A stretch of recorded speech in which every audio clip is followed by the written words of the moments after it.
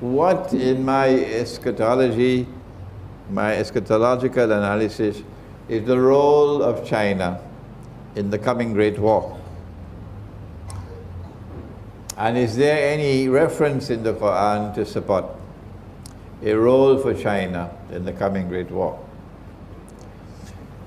I do not find in the Quran any evidence pertaining to China directly.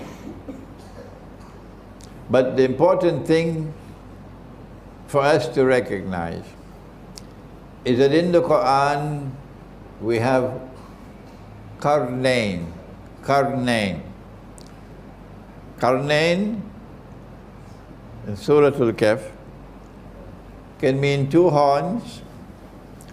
And you don't have to send me any email to convince me it's two horns. If that's your choice, that's your choice.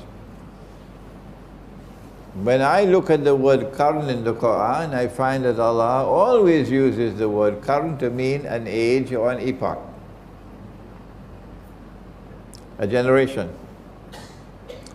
And so Qarnayn will be two ages or two epochs or two times.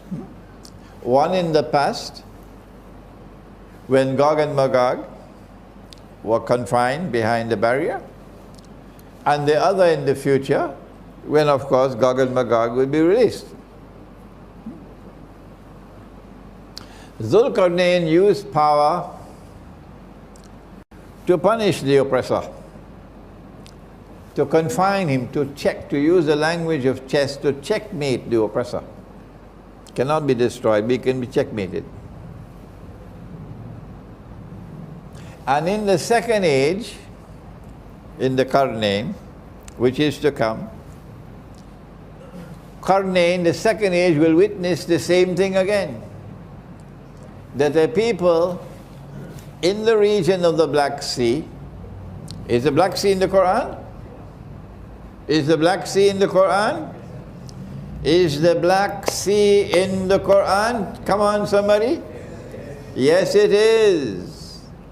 The Black Sea is in the Quran. In which surah? In Surah Al-Kahf. Aynun Hamiyah. Zulqarnain reached to one end of the land, Aynun Hamiyah, meaning a body of water which is dark and murky, and it's the Black Sea. And in that region of the world in which the Black Sea is located, the second age will emerge of Qarnayn. It's two currents. That power will emerge in that region of the world, and that power will be built by Allah. Allah will make it powerful. And that power will rest on foundations of faith, not godlessness. And that power will be used in the second qarn as it was used in the first qarn, to stand up and resist the oppressor, and to support the oppressed and those who have faith and are righteous in conduct. This is Russia. This is Russia's role today.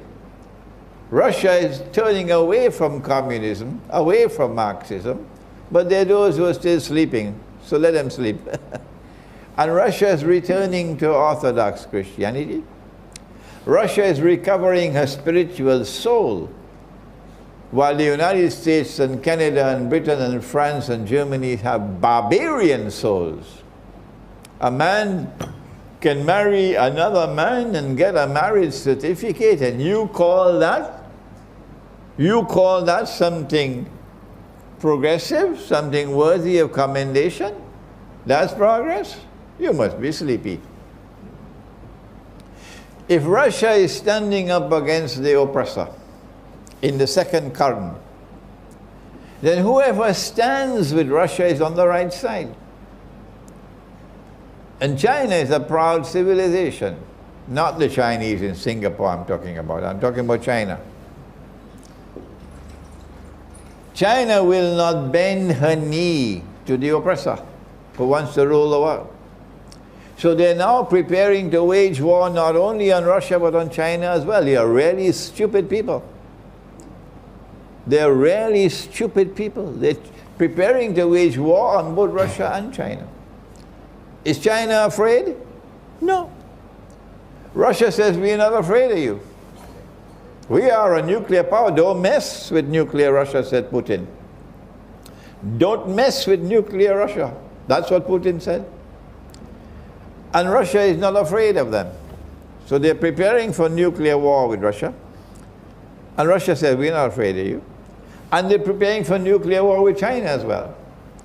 And China says, we're not afraid of you. Now then, this is a war between the world's greatest oppressor that history has ever known, and those who are standing and resisting his oppression. On which side should you be? If you have a telephone to your government, then call them and tell them. Whichever government you have in the world, call them and ask them. If this is a war between the greatest oppressor that the world has ever known, and those who are standing up courageously to resist his oppression, whose side should you be on? Should you be sitting on a fence? Not Imran Hosein. No, and not my students. We are on the side of the second Qarn in Qarnain.